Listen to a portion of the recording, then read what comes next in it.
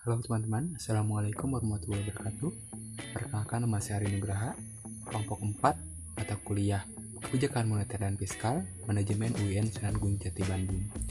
Di mata kuliah kali ini, kami kelompok 4 ditugaskan untuk menjelaskan materi tentang macam-macam kebijakan moneter dan fiskal.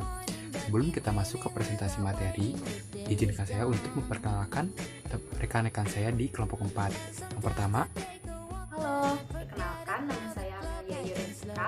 Dalam presentasi kali ini, saya akan memaparkan materi tentang instrumen-instrumen kebijakan moneter. Halo, nama saya Ahmad Ghazali.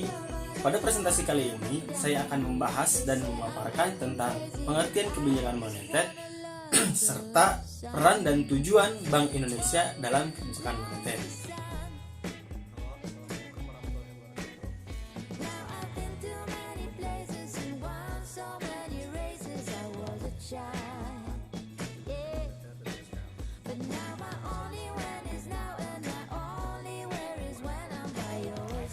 Halo, perkenalkan nama saya Haji Amin Ridwan. Dalam presentasi kali ini saya akan memaparkan materi tentang yaitu fungsi kebijakan moneter. terima kasih kepada rekan-rekan dari kelompok 4 yang sudah memperkenalkan diri. Nah, mereka yang akan menyampaikan materi dari macam-macam kebijakan moneter. Nah, saya sendiri sebagai moderator yang akan memandu proses presentasi dalam kesempatan kali ini. Untuk materi yang akan kita bahas dalam presentasi kali ini, yaitu pertama, pengertian kebijakan moneter, yang kedua, tujuan dan peran Bank Indonesia dalam kebijakan moneter, yang ketiga, fungsi kebijakan moneter, yang keempat, jenis-jenis kebijakan moneter, yang kelima, instrumen kebijakan moneter, yang keenam, indikator kebijakan moneter, dan yang ketujuh, contoh kebijakan moneter di Indonesia. Dan materi pertama akan disampaikan oleh Saudara Ago. Ya baik, di sini saya akan menyampaikan materi tentang pengertian kebijakan moneter dan tujuan serta peran Bank Indonesia terhadap kebijakan moneter. Langsung saja. Menurut Peri Warjio, kebijakan moneter adalah suatu kebijakan yang dikeluarkan oleh bank sentral dalam bentuk pengaturan persediaan uang untuk mencapai tujuan tertentu. Itulah pengertian yang disampaikan oleh Bapak Peri Warjio. Kebijakan moneter dapat melibatkan standar bunga pinjaman atau dapat melibatkan mengeset standar bunga pinjaman, margin requirement, kapitalisasi untuk bank atau bahkan bertindak sebagai peminjam usaha terakhir atau melalui persetujuan melalui negosiasi dengan pemerintah lain. Dalam Undang-Undang Nomor 3 Tahun 2004 yang berbunyi, kebijakan moneter adalah kebijakan yang ditetapkan dan dilaksanakan oleh Bank Indonesia untuk mencapai dan memelihara kestabilan nilai rupiah yang dilakukan antara lain melalui pengadilan jumlah uang beredar atau JUB dan suku bunga atau BI rate. Tujuan dan peran Bank Indonesia dalam kebijakan moneter. Bank Indonesia memiliki tujuan untuk mencapai dan memelihara kestabilan nilai rupiah. Tujuan ini sebagaimana tercantum dalam Undang-Undang Nomor 3 Tahun 2004 Pasal 7 tentang Bank Indonesia. Hal yang dimaksud dengan kestabilan nilai rupiah antara lain adalah kestabilan terhadap harga-harga barang dan jasa yang tercermin pada inflasi. Untuk mencapai tujuan tersebut, sejak tahun 2005, Bank Indonesia menerapkan kerangka kebijakan moneter dengan inflasi sebagai sasaran utama kebijakan moneter atau Inflation Targeting Framework dengan menganut sistem nilai tukar yang mengambang atau free floating. Peran kestabilan nilai tukar sangat penting dalam mencapai stabilisasi harga. Pertama-tama terima kasih kepada Saudara Ago yang telah menyampaikan materi tentang pengertian kebijakan moneter, tujuan dan peran Bank Indonesia dalam kebijakan moneter dengan sangat baik. Untuk selanjutnya, yaitu fungsi kebijakan moneter akan disampaikan oleh Saudara Aji. Kepada yang dipersilakan, tonton terus. Masyarakat, inflasi menjadi sebuah permasalahan yang tak dapat dipungkiri. Nah, pembuatan kebijakan keuangan akan membantu mengatasi hal tersebut. Nah, yang kedua itu fungsinya penjaga kestabilan harga. Nah, sebagai salah satu kebijakan ekonomi makro, kebijakan moneter mencakup permasalahan yang terkait di dalamnya, termasuk inflasi. Keberadaan fenomena inflasi menyebabkan kenaikan harga barang dan jasa secara signifikan dan kurun waktu singkat. Maka dari itu, dibutuhkan peraturan moneter yang mampu menjaga kestabilan harga jual beli. Nah, yang ketiga itu penjaga iklim investasi. Penanam modal alias investor akan melihat-lihat beberapa faktor penting seperti tingkat suku bunga. Adanya kebijakan keuangan membantu suku bunga dapat dikontrol dengan baik. Nah, yang keempat, peningkat neraca pembayaran. Transaksi ekonomi internasional yang dilakukan oleh penduduk dalam negeri dengan penduduk luar negeri dicatat dalam neraca pembayaran. Nah, neraca pembayaran ini merupakan suatu catatan statistik yang berisi ringkasan arus keluar dan masuknya produk selama periode tertentu. Supaya neraca pembayaran tetap stabil, peraturan moneter dan fiskal yang tepat dibutuhkan untuk mengendalikannya. Ya, yang kelima, penstabil nilai tukar mata uang. Nah, yang dimaksud masing-masing negara memiliki mata uang yang berbeda sehingga diperlukan nilai tukar atau exchange rate sebagai alat ukurnya. Exchange rate akan berhubungan erat dengan peraturan moneter. Nah, pasalnya ketika nilai tukar mata uang nasional melemah, daya beli masyarakat pun akan ikut menurun. Nah, selain itu, exchange rate yang lemah juga membuat suku bunga meningkat secara drastis dan membuat harga barang-barang impor naik. Nah, keberadaan kebijakan moneter akan menjadi penstabilnya. Nah, yang terakhir itu fungsinya penyedia lapangan kerja. Nah, pembuat kebijakan atau bank sentral mempunyai wewenang untuk mengatur nilai suku bunga. Ketika lapangan pekerjaan semakin menipis, bank sentral akan meningkatkannya dengan cara menurunkan tingkat suku bunga agar kegiatan ekonomi menjadi terdorong. Nah, berkat perubahan diskonto, pelaku usaha dapat mengembangkan bisnis atau memulai usaha. Untuk materi ketiga, yaitu jenis-jenis kebijakan moneter, akan disampaikan oleh saya sendiri, yaitu Ari Nugraha. Simak videonya ya. Selanjutnya, kita akan membahas jenis-jenis kebijakan moneter. Yang pertama, yaitu kebijakan moneter ekspansif atau monetary expansive policy. Monetary expansive policy merupakan kebijakan pemerintah. Pemerintah di sini yaitu Bank Indonesia yang diluncurkan dalam rangka menambah jumlah uang yang beredar di masyarakat. Dilakukan dengan menurunkan jumlah suku bunga di bank, menurunkan persyaratan cadangan bank, dan membeli sirkuit pemerintah. Bank Indonesia akan menurunkan jumlah suku bunga di bank sehingga masyarakat akan menarik uang mereka di bank dan mengakibatkan jumlah uang beredar di masyarakat akan meningkat. Begitu pula jika bank membeli sirkuit pemerintah, artinya bank mengeluarkan uang sehingga uang di masyarakat akan meningkat. Moneter ekspansif juga disebut sebagai kebijakan longgar atau easy money policy karena tidak terlalu mengekang masyarakat. Dalam artian, masyarakat tidak terkekang oleh kebijakan-kebijakan ini. Jenis kebijakan moneter yang kedua yaitu kebijakan moneter kontraktif atau monetary contractive policy. Monetary contractive policy merupakan kebijakan pemerintah yang diluncurkan dalam rangka mengurangi jumlah uang yang beredar. Pengurangan peredaran jumlah uang ini juga dikenal dengan kebijakan uang ketat atau tight money policy. Penetapan kebijakan dilakukan dengan meningkatkan jumlah suku bunga bank, penjualan obligasi atau surat berharga pemerintah, dan meningkatkan persyaratan cadangan bank. Artinya, jika suku bunga bank ditingkatkan, maka orang-orang akan tertarik untuk menyimpan uang mereka di bank sehingga uang yang beredar di masyarakat akan menurun. Begitu pula jika surat obligasi dijual, maka akan ada pemasukan atau uang masuk ke bank sehingga uang di masyarakat akan menurun dan meningkatkan persyaratan cadangan bank. Artinya jika persyaratan cadangan bank ditingkatkan, misal yang tadinya 70 menjadi 80, maka otomatis akan mengurangi jumlah uang yang beredar di masyarakat karena bank meningkatkan jumlah cadangan banknya. Nah, untuk materi keempat yaitu instrumen kebijakan moneter akan disampaikan oleh saudari Amelia Ayu Rejika. Kepadanya dipersilahkan. Terus tonton, jangan di-skip ya. Selanjutnya, kita memasuki materi yang kelima, yaitu instrumen kebijakan moneter. Apa itu instrumen kebijakan moneter? Dalam penerapannya, pemerintah menggunakan instrumen ini sebagai bentuk langkah agar kebijakan moneter dapat berjalan dengan baik dan tepat sasaran. Beberapa instrumen yang digunakan Bank Sentral sebagai otoritas moneter dalam menerapkan kebijakan moneter adalah sebagai berikut. Instrumen yang pertama yaitu operasi pasar terbuka atau Open Market Operation.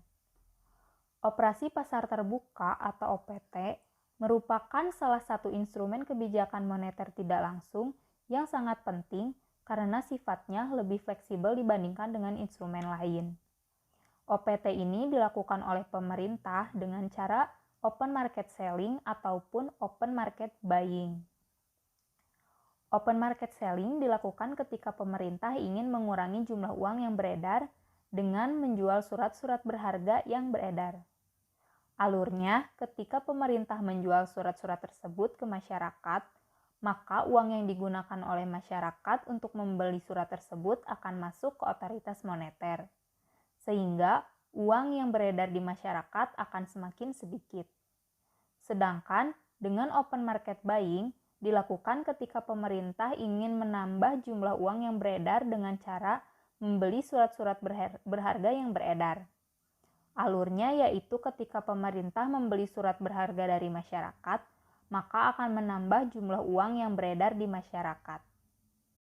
Kesimpulannya, dalam penerapan kebijakan moneter operasi pasar terbuka, ketika pemerintah ingin mengurangi jumlah uang yang beredar, maka pemerintah akan menjual berbagai surat berharga tersebut. Sebaliknya, ketika pemerintah ingin menambah jumlah uang yang beredar, maka pemerintah akan membeli kembali berbagai surat-surat berharga yang telah dijual sebelumnya.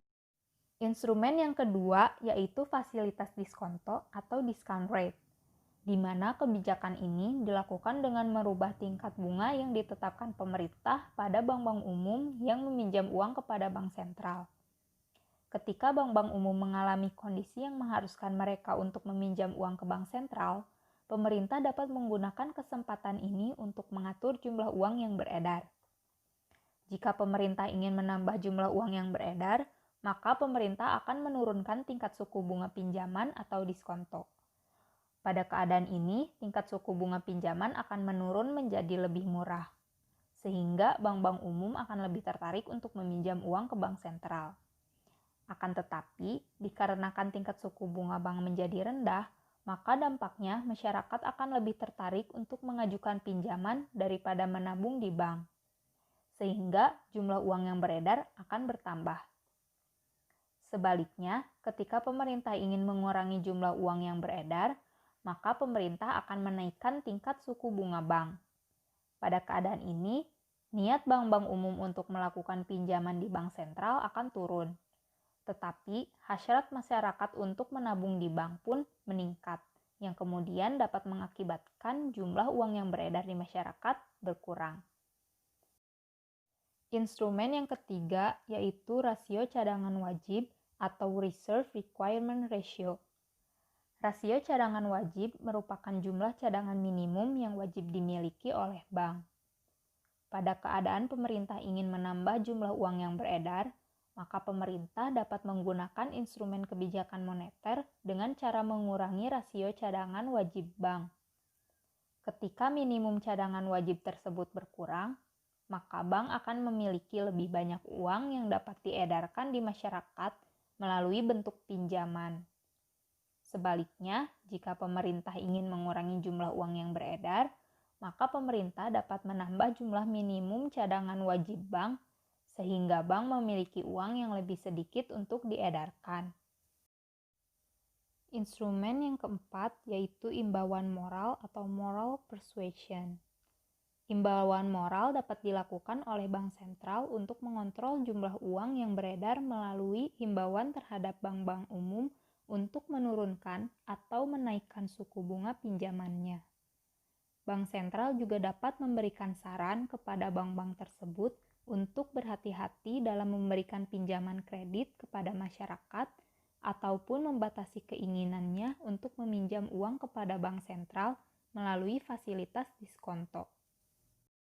Selain dari 4 instrumen yang telah dijelaskan sebelumnya, Bank Indonesia juga memiliki beberapa instrumen kebijakan moneter lain seperti misalnya kredit langsung, yaitu di mana Bank Indonesia memberikan kredit secara langsung kepada sektor, program, proyek, ataupun kegiatan yang sifatnya mendesak dan harus diprioritaskan. Kredit langsung ini akan menambah jumlah uang yang beredar di masyarakat karena digunakan untuk membiayai program ataupun kegiatan yang merupakan sebuah prioritas utama. Adapun penetapan uang muka impor, di mana para importir diwajibkan untuk membayar sejumlah persentase tertentu sebagai uang muka untuk pembelian valuta asing yang mereka perlukan untuk mengimpor barang dari luar negeri. Dengan ditetapkannya instrumen ini, pemerintah dapat mengatur jumlah uang beredar dari sisi impor sekaligus dapat mengontrol devisa negara. Adapun fasilitas overdraft atau overdraft window, di mana Bank Indonesia akan menyediakan fasilitas pinjaman yang berjangka sangat pendek kepada bank-bank yang mengalami kesulitan likuiditas jangka pendek. Suku bunga yang ditetapkan pada fasilitas ini lebih tinggi dibandingkan dengan sumber pinjaman lainnya, sehingga dapat mengontrol jumlah uang yang beredar. Selain itu, ada juga intervensi rupiah, di mana Bank Indonesia melakukan meminjam dana secara langsung di pasar uang antar bank dalam jangka waktu overnight sampai dengan 7 hari untuk membantu instrumen kegiatan operasi pasar terbuka. Yang terakhir, ada juga sertifikat wadiah Bank Indonesia atau SWBI, merupakan instrumen yang pada awalnya dibuat oleh Bank Indonesia sebagai fasilitas untuk bank-bank syariah. Namun tidak menutup kemungkinan SWBI ini digunakan untuk membantu operasi pasar terbuka. Pelaksanaan SWBI tidak dilakukan secara lelang, melainkan membuka window sehingga memiliki kemiripan dengan fasilitas simpanan bank sentral. Untuk materi terakhir yaitu indikator kebijakan moneter dan contoh kebijakan moneter di Indonesia akan disampaikan oleh saudara Ando. Kepadanya dipersilahkan. Assalamualaikum warahmatullahi wabarakatuh. Saya Adiana Ando Tanjung akan menjelaskan materi selanjutnya. Setelah sebelumnya kita mengetahui instrumen-instrumen dalam kebijakan moneter, maka di sini saya akan menjelaskan indikator-indikator kebijakan moneter yang ada di Indonesia. Untuk menentukan tingkat keberhasilan kebijakan moneter, Bank Sentral menggunakan 3 indikator, yaitu yang pertama, uang beredar atau monetary targeting.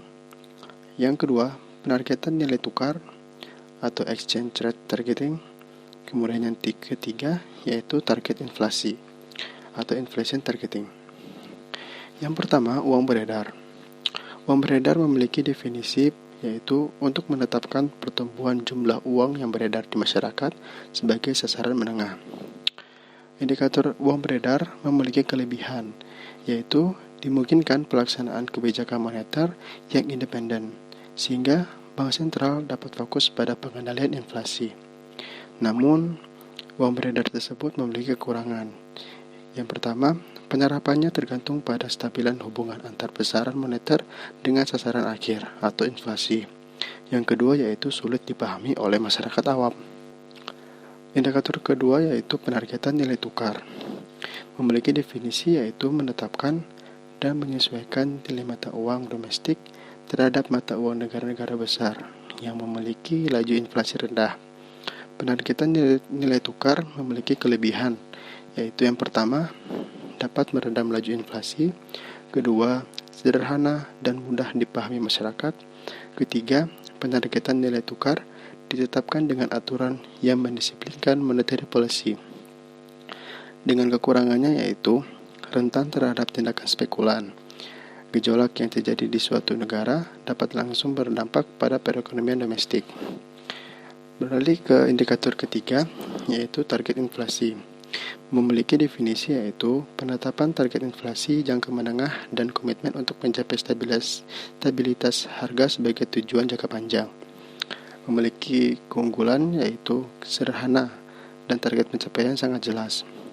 Yang kedua, tidak bergantung pada kestabilan hubungan antara besaran moneter dan sasaran akhir, yaitu inflasi. Yang ketiga, meningkatkan akuntabilitas bank sentral. Dan yang keempat, kebijakan moneter dapat difokuskan pada pencapaian kestabilan perekonomian domestik.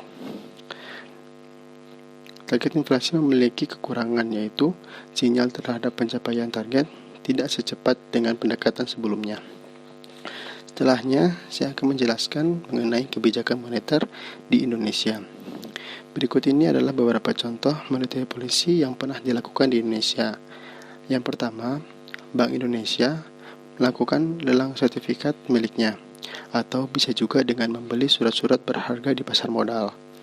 Yang kedua, Bank Indonesia dapat menurunkan tingkat suku bunga ketika kondisi ekonomi sesuai dengan ekspektasi. Dan sebaliknya, BI dapat menaikkan tingkat suku bunga ketika ingin membatasi kegiatan ekonomi agar peredaran uang berkurang. Yang ketiga, saat ekonomi mengalami resesi, peredaran uang akan ditambah agar aktivitas ekonomi meningkat. Salah satu contohnya adalah membeli surat-surat berharga. Dan yang keempat, saat terjadi inflasi, Bank Indonesia dapat mengurangi peredaran uang di masyarakat dengan cara menjual surat-surat berharga sehingga mengurangi aktivitas ekonomi yang berlebihan. Sekian dari materi yang dapat saya sampaikan.